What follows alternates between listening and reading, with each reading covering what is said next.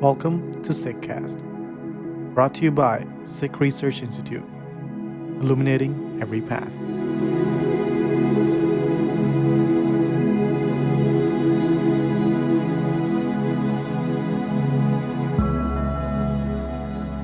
Waheguru Ji Ka Khalsa, Waheguru Ji Ki Fateh. Thank you for joining us for another episode of the Sidak Impact podcast series. My name is Jasleen Kaur, and I'm a research associate at SikhRI. I'm joined here today by Karmine Kaur. Thank you for joining us, Karmine. Guru Fateh, how are you? Thanks for the intro, Guru Fateh. Jasleen, I'm doing well. Okay, great. I thought we could start off by maybe having you tell us a little bit about yourself, however you want to take that question, where you're from, etc., what you're doing now, maybe, and what your Sidak track history is. Yeah, thank you. So my name is Karmine. I am living currently in Northern Virginia. I think I can call myself a recent grad. I graduated within the last year. I studied public health and public policy, and now I am currently working for a federal consultancy on a project with the Department of Education. And I'm also a research assistant for a LGBT Sikh oral histories project currently. And in my free time, I like watching movies and spending time with my dog, Barney. Amazing intro. Great. Yeah. Okay, can you tell us a little bit about what Sidak track you took last year and like how you sort of found out about Sidak more generally? Yeah. So I actually found out about Sidak from a conversation with Jasleen. That's me. Yes. I reached out because I wanted to learn more about like your experience working for SikhRI. And I remember it was like before the summer, so like probably late spring, and you let me know that there. And I think like our conversation also evolved into like a conversation about like Sikh discourses in general. Yeah. And it was kind of a good opportunity for you to plug like a program called Sidak where we actually like talked about some of these things. And then I looked more into it and I decided to apply. And I applied specifically to the track Sikhi 201, Religion and Revolution. Yeah, I remember that conversation very well. Yeah, it was like we were kind of talking about everything under the sun. And I think it was like not just like our frustrations with the way that certain conversations play out, but also just like the issues that are important to us. So yes, I plugged it, but it felt right. So yes, I'm glad you ended up applying. I guess my question is like what like made you pick 201 over like Sikhi 101 or Gurbani 101? Like what was it about that particular track that really like spoke to you? Yeah, that's a great question. And it's interesting because like I think it was just like also an intuitive feeling of like, oh, I think I could benefit most from learning about like Sikh politics. And I also was like, I had just graduated college and I kind of wanted to continue more of like an academic study of Sikhi because in my university there weren't any like classes or opportunities to learn more about Sikhi from like an academic lens, and I had like tried to incorporate it in some of the papers that I wrote for classes, but I didn't really have any like professors to go to who were like experts on like Sikh history and politics. And I know like with the farmers' protests and like unrest in Punjab lately, I just thought it would be really valuable to have a deeper understanding of Sikh history specifically. Mm. And also I think like one of the main ways that my SikhRI like influences me is through like my politics. So I wanted to just explore that further through that track.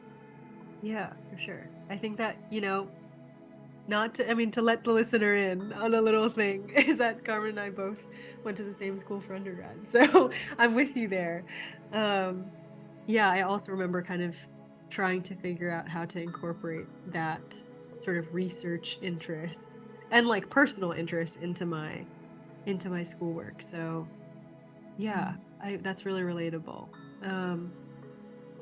Yeah, I guess. What do I want to ask you next? I guess like I was gonna ask you about the like decision making process, but it kind of seems like I was like, you should come, and you were like, okay. But yeah, maybe like what were your feelings when you were like applying or deciding to apply?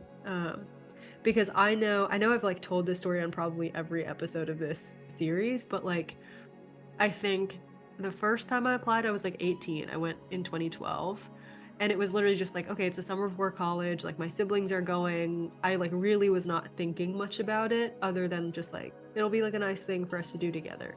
Um, and then when I went the second time, I actually, I think I'd just gotten hired full time at SikhRI.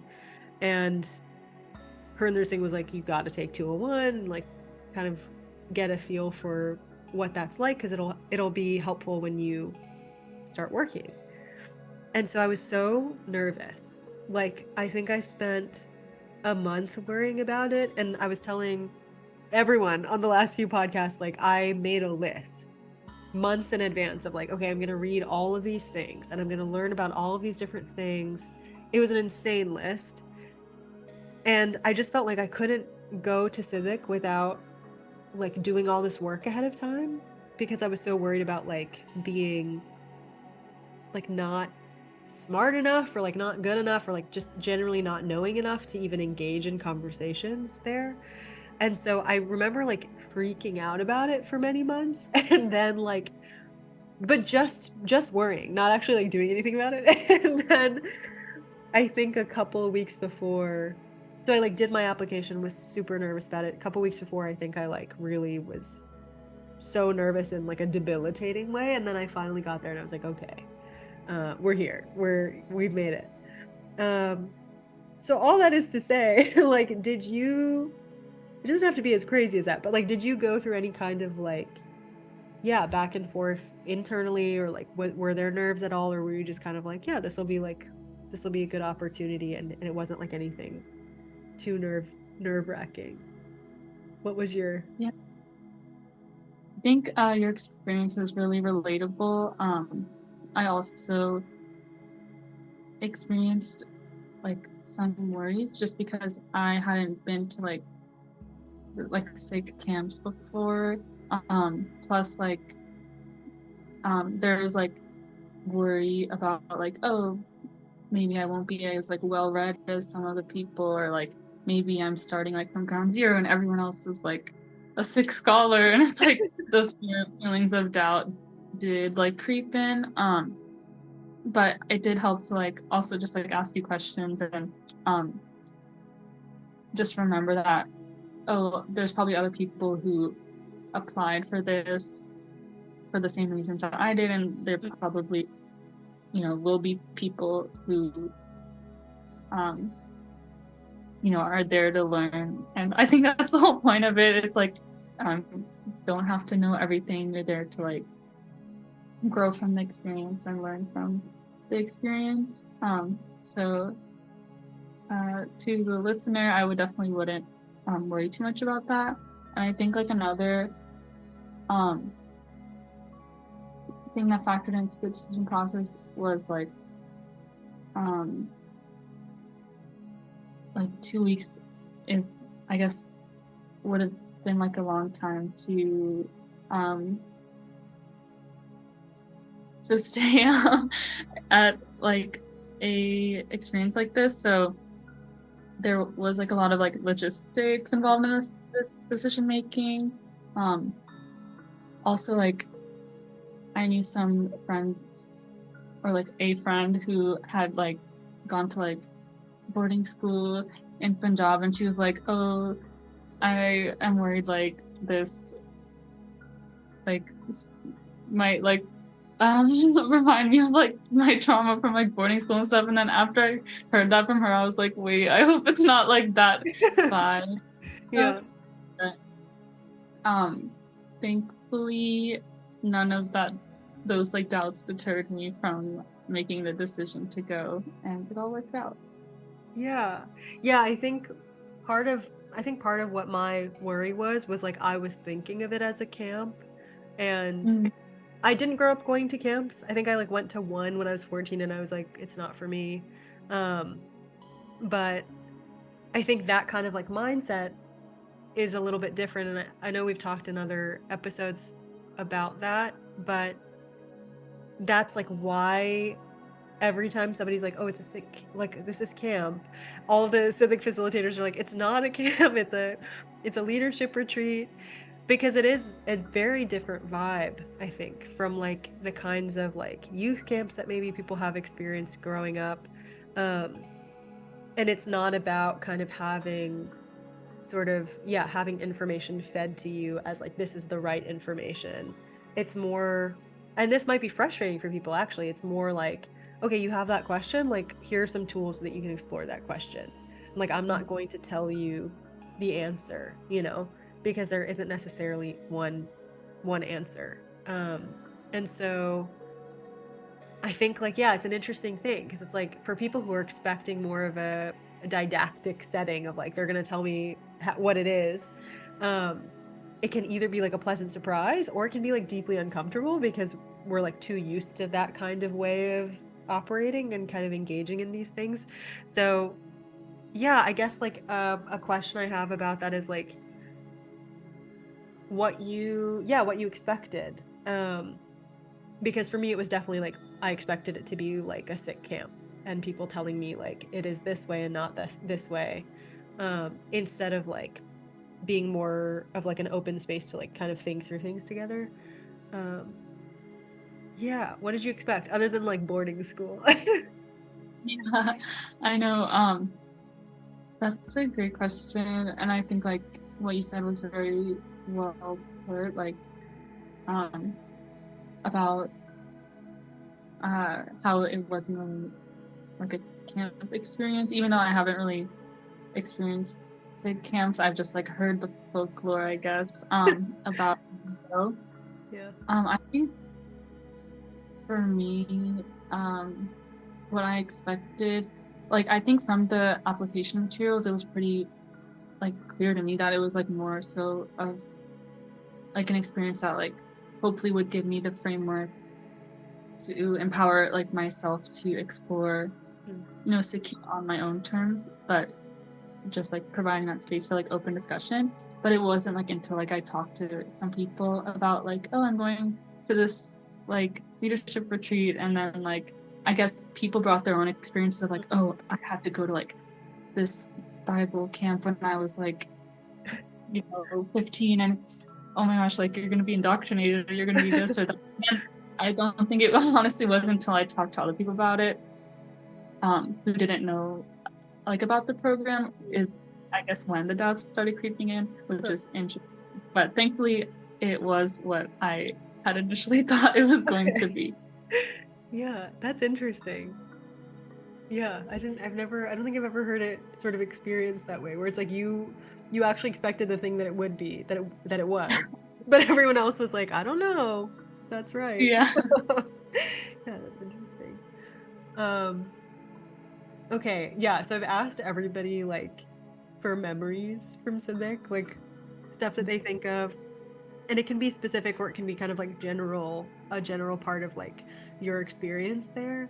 But like, yeah, what kind of sticks out to you as an experience in the classroom and outside of the classroom? Like, because I know that those are kind of two arenas of experience and learning at Civic, um, that people kind of talk about.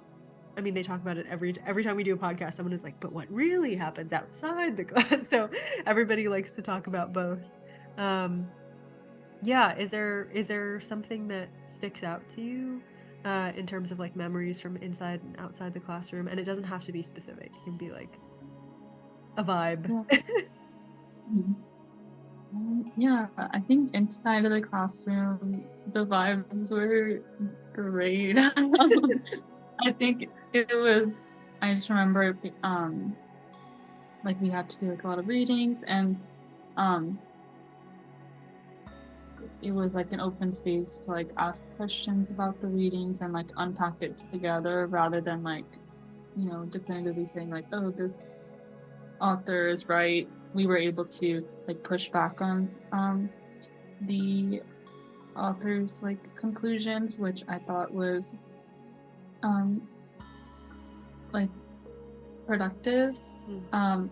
As for like outside of the classroom, one thing like memory that sticks out to me is like just the time in the Langar Hall. Like we ate all of our meals at the Langar Hall, and it was nice to like be able to like sit down like next to a new person and just like talk about their experience and like learn more about them. And I think that was a great place to just learn about people's different like perspectives over a meal.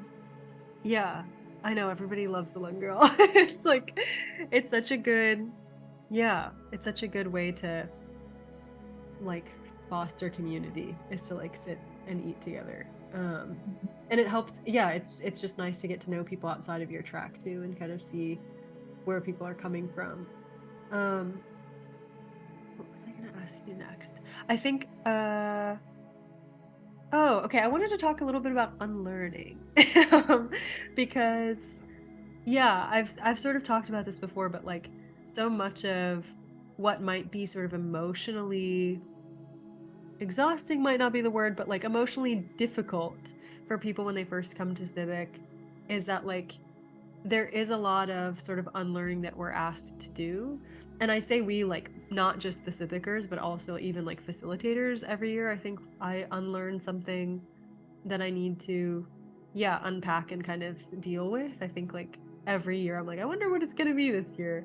Um, and it can be uncomfortable um, because it's like we have all of our kind of understandings that are based on like how we grew up and like what sort of quote unquote like version of SikhRI we were exposed to, and like so much of how we, yeah, so much of how anybody practices, not just like Sikhs, but how anybody practices their like religion or their like way of life is about sort of even the subculture in your house, right? Like everybody has kind of like different hues of Sikhi. Um, so, for me, the first year, the unlearning was a lot about just like trusting that I had a space there, that I like was qualified to be there, was qualified to like take part in these conversations. Um, I was dealing with a lot of like feeling not good enough or not sick enough that year.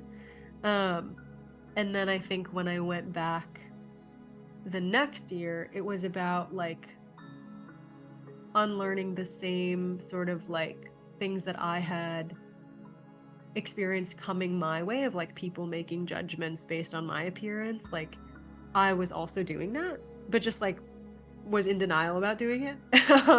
Of like, oh, I know your level of Sikhi, or I know what your politics are. I know like I think I can understand who you are just like based on the vibe of your appearance, because we are such a community that has a physical appearance that differs, and we correlate that to like, yeah, your like quote unquote level of adherence or your politics or et cetera, et cetera. And so I'd had the experience between the first and second civics of like people making those judgments about me, and I thought that I was above those judgments. And then I got to civic the second year and I met so many like amritadis who were like, well, it goes the other way too, right? Like we do this to each other. And I think that was a really important thing for me to unlearn that year, um, because it wasn't just like that I was saying, okay, like if you look a particular way, you're going to have particular politics or a particular way of doing SikhRI. I think it actually like made me feel like when I was making those judgments, I would be like, okay, well, we can't, there's no way we could, see eye to eye, which was crazy. I mean, that was a crazy way to be. And I don't think I like really even registered that I was doing that. And so, yeah, I don't know. That's a very long-winded way of saying I'm wondering like what for you, if anything, like you maybe were sort of unpacking as like something that you needed to like work to unlearn. Um and like what was it? Was it hard? Was it easy? How did that look? Yeah. Thank you for that. I think there's like so many things that I was like unlearning, relearning during that time. Yeah.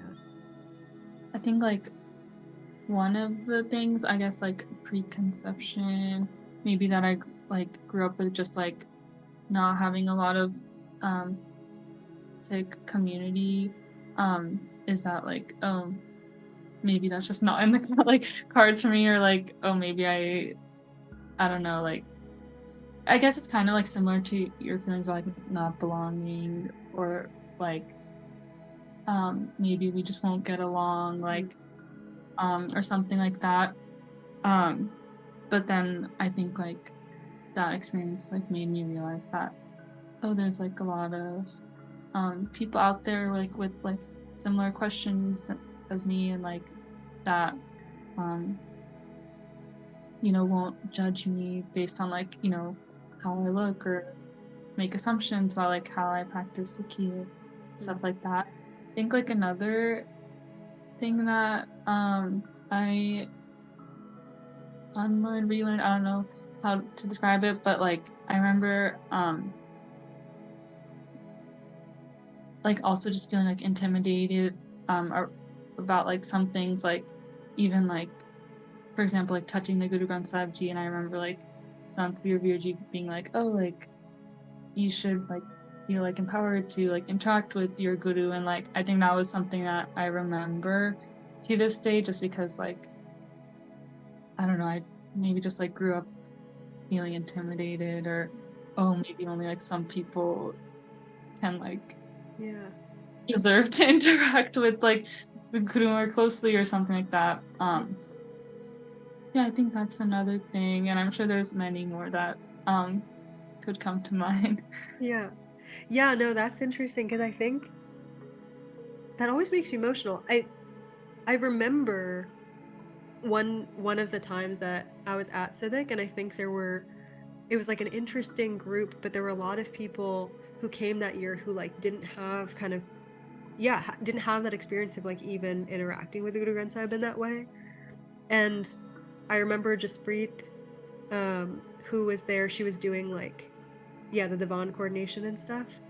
She had everybody, she was like, we're gonna do like a session, and she had everybody come into the Divan hall and like sit in front of the Guru Granth Sahib and just like touch it, like turn the pages and like feel like that's your right.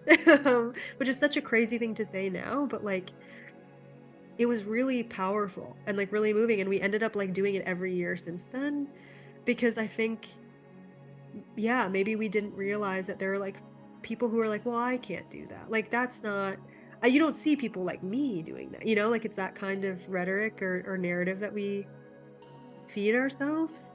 um so that was a big thing too, and I think going off of that a little bit, like I think so much about the divans at Sidak, like even when I'm not there, like in between the like a year, because it is like such a place of reverence, yes, but that doesn't mean it has to be such a place of like formality. And I think that maybe we confuse those things. And so like I remember like the first time being at Sidak and we were like having open discussion in the Von Hall. I was like, this feels like weird that we're doing this, just like talking and laughing, like, and just like having a conversation in the Divan Hall in front of the Guru Granth Sahib about like the hukam, or about like what we thought about that day, or about the vocab word we picked. And it's like, it was so different from any experience I'd ever had in like a divan setting. And I think about that all the time still, because like we talk so much about like the Gurdwara as like a place of learning, and like that is our history. And I think at Sidak that was like the first time that I was like, oh, this is like these kinds of like discussions and like thinking through things together, actually like dwelling as a sangat on the hukum, like that felt like so powerful to me and like moving. And I just like, when I don't have that, like when I leave Sidak, I'm like, oh, I can't wait for that again, where we just like are thinking through things together and like laughing. Like there's no problem like laughing and joking around and like thinking together, you know? So I think that's like a big thing too, is like even unlearning like what I thought a like quote unquote proper divan looked like. Um, which is not to say that it was improper, right? But it was like, you know, this like formality that we've kind of um taken to be law. It was like such a big deal to me. Um, yeah. Anyway, I don't know if you had that. Did you have that experience, or was that like something that you were used to? I don't know. I always find it really incredible. Yeah, I can definitely resonate with everything you just said. Like I think it kind of goes to show like maybe what like Gurdwaras could be like potential for like reflection and joy and like, you know, joking around or like talking to each other like about like what we think and not just like sitting there maybe with a somber expression like not to say that that's like not to like you know, shade Gurdwaras. I'm not trying to do that. Yeah. But I think like it's not definitely not something I was used to, like I guess being able to like reflect openly and like unpack you know, the activities of Divan. And I think that it is something like I wish I had like in the day-to-day like space to do that. Yeah, that's fair. Yeah, I think that's a good way to put it.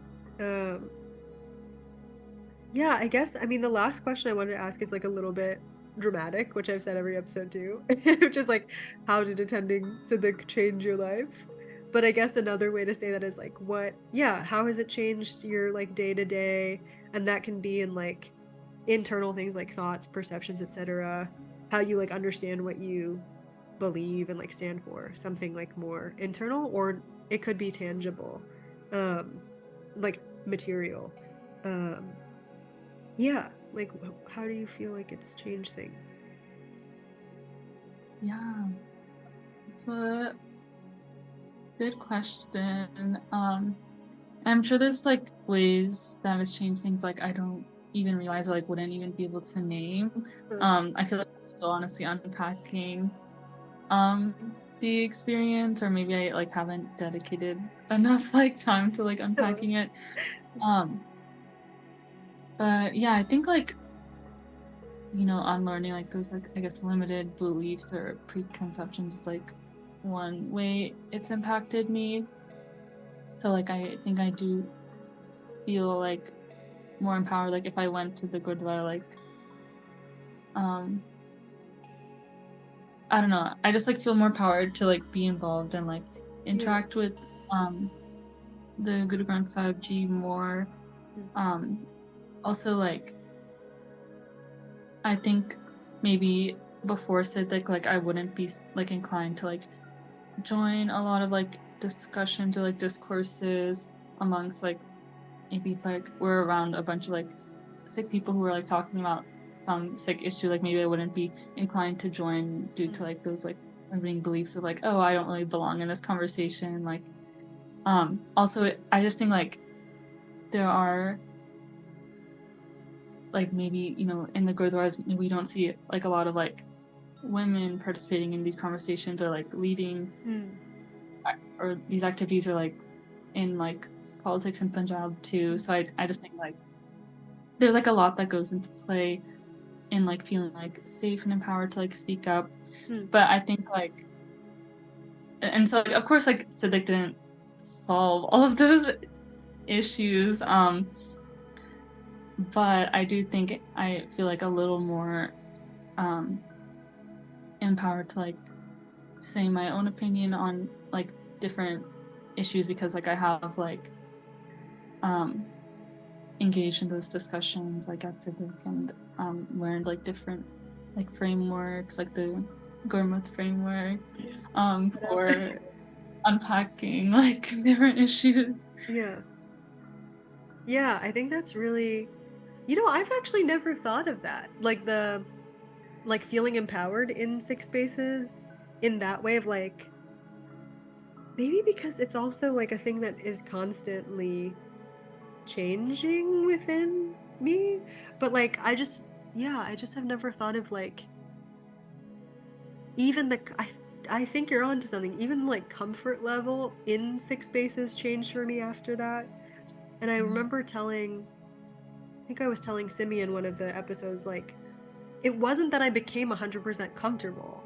It wasn't that I like left Sidak and I was like, I'm just gonna like show up to these places. I'm gonna feel so comfortable being there and like taking up space, as they say. But it was more like I am going to expect that I'm going to feel uncomfortable and I'm going to like be okay with that and kind of be okay with it in a way where it's like I'm okay with it because I know that like most people feel this kind of discomfort. I think that was a big thing for me at Sidak is like Sikhs from all backgrounds with all kinds of like understandings of their Sikhi, with all kinds of like parts of their journey that they were on, with all kinds of like external physical appearances. The like thread that was so common was like, oh, I feel insecure about this and I feel I can't say this and I feel like I can't be in this place. Like no matter who they were, where they came from, it was like crazy how common that thread was. And I think a lot of times we like tell ourselves that we're like the only ones who like feel this way. And like maybe one day we'll meet somebody else who feels this way. And it's like we all do in some way. And it's just like what we do with that discomfort that changes over time. Um, because I think we're always going to be a little bit uncomfortable, um, especially as women in certain spaces. But I do think that like something changes, and not to like sound cliche, but like the more that like women or people who are marginalized in other ways come into those spaces and kind of work through their discomfort and stay and participate, the easier it makes, you know, for somebody, it makes somebody else's sort of process because they see somebody else doing that, right? Like it's this domino effect. So in a weird way, I do think that like all of these like people from all over like gathering at this like hub for 2 weeks at something that's better than boarding school, like having that experience, knowing that about each other, knowing that that insecurity is like common to all of us, and then leaving to go back to their communities, it like makes us more like generally more compassionate to each other and generally more sort of on the lookout in our own communities of like, okay, who can I pull into this? Like how do I, if I'm feeling this way, somebody else is feeling this way, how do we like come together and like work through that? And that can look like tons of different things. It doesn't have to be like just in the form of like somebody speaking at an event, right? Like it could just be like I'm at the Gurdwara and we're having a conversation about Punjab politics or something, and I see somebody sitting over there, and I'm like, do you want to come? Like, let's all. You can even just sit and listen, right? Like we're having this community sort of experience, and I think like that's a tangible thing that I've continued to like feel from Sidak, because in the beginning it was very much like I'm the only one who feels bad. And it's like no, that's a pretty human thing. Yeah, I think that's a really good one. And I think like the things that are maybe more direct is like I've definitely felt more sort of like empowered to vocalize what I think about Barney and, you know, Sikh history and all of these things, where it's like before I would just kind of be like, I'm just going to keep that to myself. Like, I don't know if it's right. And it's like, well, it's not about being right, especially not with Bonnie. Like, it's about how you're internalizing it, like what you think in this moment. So I've been really grateful for like that space, because the listeners will know now that like we have like a little Bonnie WhatsApp group where we talk about Bonnie and like send each other links and stuff, and it's like such a nice thing to have, and it keeps us from just like allocating to like 1 or 2 days the process of like thinking about Shabad, so that's been really nice. That's been a tangible outcome from last Sidak. Yeah, is there anything else you want to say? Anything you want to say for the people who are still on the fence about like not sure if they want to apply? Any words of encouragement? Yeah. First of all, like retweet to everything that you just shared. I definitely like resonate with that feeling. I definitely like remember the like moments of vulnerability at Sidak, like when other people like shared their experiences, maybe like not feeling super comfortable in like different Sikh spaces, and yeah, I think that like kind of commiserating over those experiences has like definitely stuck with me. And like you said, like even if I like go to the Gurdwara and like I just like sit there, I don't say anything, like maybe in that sense like nothing's changed, but like afterward maybe I feel like, oh, maybe I can like call up a friend and like talk about it, and like we can like probably think about what was said, even if like maybe I still don't feel like I can say it in the moment. And I think like even that like like seeking out more like spaces for I feel like I realize how important it is to like seek out those moments of like reflection and like have like community to talk about those things with. So yeah, I think that was another way like I take those experiences in my day-to-day. And I guess, dear listener, if you're on the fence, I of course like encourage you to go and just take it as like another experience, and like take things with a grain of salt, and like always like don't expect to like this experience to like give you the answers to life, but just take it or what am I trying to say, like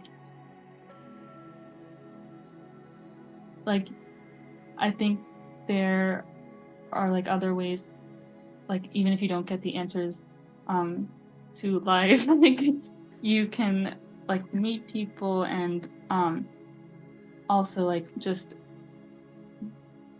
gain more confidence maybe in engaging with SikhRI. Yeah, I think that's great. Yeah, you're definitely not going to get the answers to life, so but you will get tools to think through things, and I think that's probably pretty valuable. I think that's probably maybe more valuable. Let's see. Yeah. I would echo that and say, if you're on the fence about applying, uh, you know, think about what it is that you want from your summer. It's only 2 weeks. It's actually not that long. And speak to the people who know you and see if maybe like that kind of trepidation is just coming from a place of, anxiety, or if it's like actually like, I don't know, I don't think I actually want to go. Because a lot of the time it's just that anxiety, about, not being sick enough, or not being the right kind of sick to be in that space. I think if you have any questions, you can email us at admin@sikhri.org, or community@sikhri.org. And you can start filling out your application. If you have any questions, you can shoot them that way. And you can find out more about Sidak at www.sikhri.org/Sidak. Sorry, I almost forgot the URL. Okay. Thank you so much for joining us. And thank you, Karmine, for telling us about your experience. That was great. And this is our last episode of the series. So hopefully we will see you this summer. Waheguru Ji Ka Khalsa, Waheguru Ji Ki Fateh.